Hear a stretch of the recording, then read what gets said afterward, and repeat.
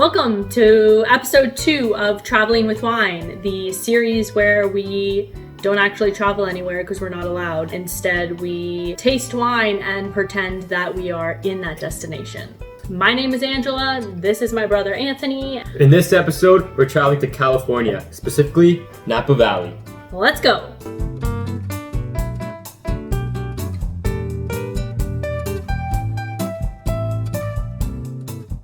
All right, we're in California.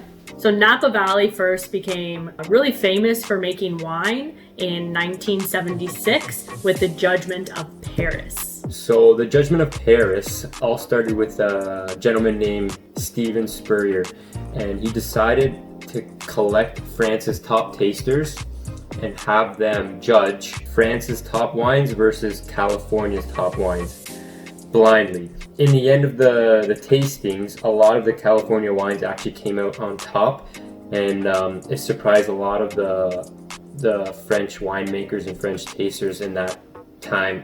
Everyone knows Napa Valley for the Judgment of Paris. Also, they have stunning views and other things to do than taste wine. Napa Valley is particularly noticed for their volcanic soils, and that could impart some minerality flavor to the wines and such like that. If you don't know Napa Valley, a lot of their wines are very high-end and expensive. Today, we have a wine that everybody can afford. It's $20, and it comes from Napa. It's actually $18.95. $18.95 Canadian. Yes. So we're surprised that we could find a Napa Valley cab for this cheap. So we'll open it up and tell you guys how it is. Yes, we've actually never tried it before, so we're kind of rolling the dice on this one. Another thing too, if you actually end up traveling to Napa Valley, it's quite expensive. An average day there, if you have accommodation, dining and activities, you'll spend around $460 a day. So wow. It's an expensive tourist destination. I've actually been to California 3 times before, but every single time I was under the legal drinking age, so I couldn't enjoy any of this. No, Napa Valley is definitely on my bucket list. Yeah. We gotta try it out. Have you ever been to California? Never. To visit our cousins? Never. Okay. Clearly we know who the favorite in the family is. The goal of our series is to get you guys into some good quality wines for a reasonable price without breaking the bank. So, because this is a Cab Sauv, how long does this have to sit before you drink it? Big, bold Cabernets need at least an hour to breathe. That will unlock a lot of hidden flavors within the wine, and it will tame it down a little bit. All right, so we'll cork this and get back to you.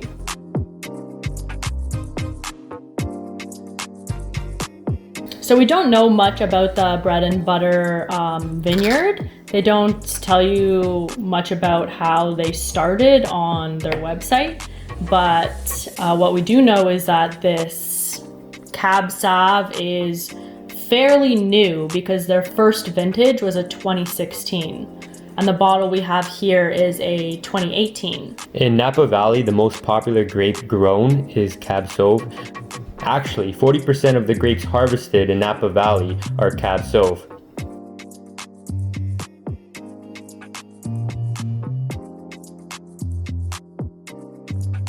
One hour later.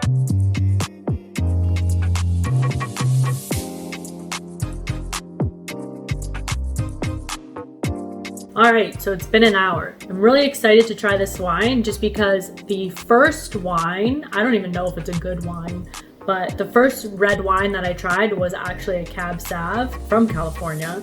It's called Butterfield Station. I can't find it anywhere in Canada, but I remember it tasting like having a distinct taste of butter. And so when I found out that this wine actually has some, I guess, buttery notes, I was excited to see if like those actually come through. Like the first wine that I tried that really made me fall in love with red wine. It's funny you say that too, because the first red wine that I tried that started the whole craze was the California Cab Sauv as well, Carnivore. So hopefully this one just doesn't disappoint us. The most popular wine in the world currently is Cab Sauv. It originated in France, but I think California is providing some great examples of it. We'll give it a swirl and a smell. It's very intense. Intense, really. I feel like it's going to be a very light wine. I don't get that like very bold smell that I usually do with a Cab Sav. Well, looking at the back of the bottle here, it's at 13.5% alcohol. So this is on the lower end for a California Cab Sav. So right off the bat there, with a 13.5 alcohol, you can tell the wine will be a little bit lighter compared to like a typical 14.5 for a nice bold California Cab. I get some cherries, blackberries. Yeah, for sure cherry. A little bit of oak. There's oak there. And some spices as well. Should we take a sip? I'm dying to try it. All right, Cheers. let's go. Cheers. Ooh, very nice. It's good. This is a great wine for 18 bucks. I can taste the intensity of the alcohol though. You know when you get that burning sensation in the back of your throat when you drink wine?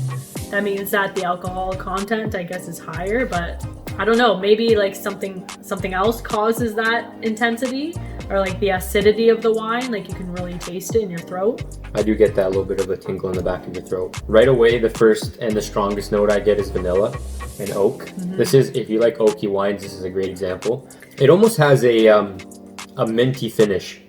Take a sip, let it go in your mouth. Once you swallow it, almost minty, like tingle on your mouth. Yeah, it does. You know what I mean? It's like kind of like after like you chew gum and you take it out of your mouth, it like that fresh like minty feel lingers. Yeah, it's weird. It's very nice. I like it though. It's a drier wine.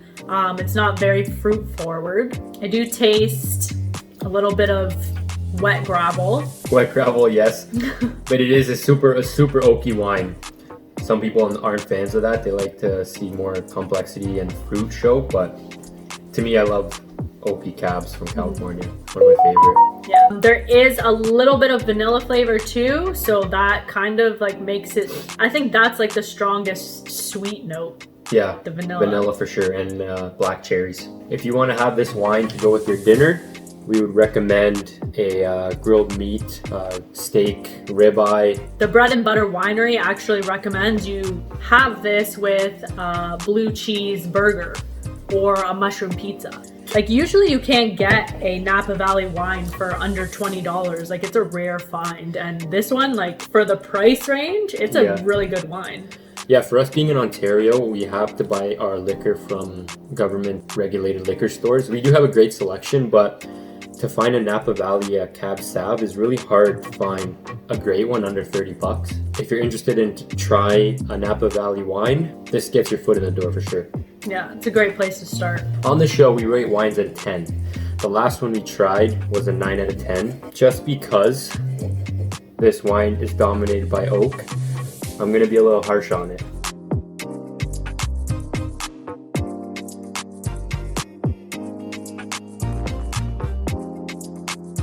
Some wine experts say that when a wine is too oaky or too vanilla-y and it doesn't really have other complex layers, they say that some wineries will use oak and dominate the wine with oak flavors to mask, say, a bad vintage year they had of growing and where the grape juice didn't taste particularly amazing. Yeah, and it's not to say that oak and vanilla are bad flavors. Like they're like very good notes. It's just sometimes that because those flavors are dominating, that's like the case. If you're new into wine and you haven't tried a California Cab Sav, I would recommend this as your starter for the price and the value and quality. Hands down is your number one starter, Cab Sav. Yeah, the quality for the price on this wine is like right on point. This has been Traveling with Wine, episode 2, Napa Valley. See you in the next one. Take a picture of me in front of the Hollywood sign. Kill me now.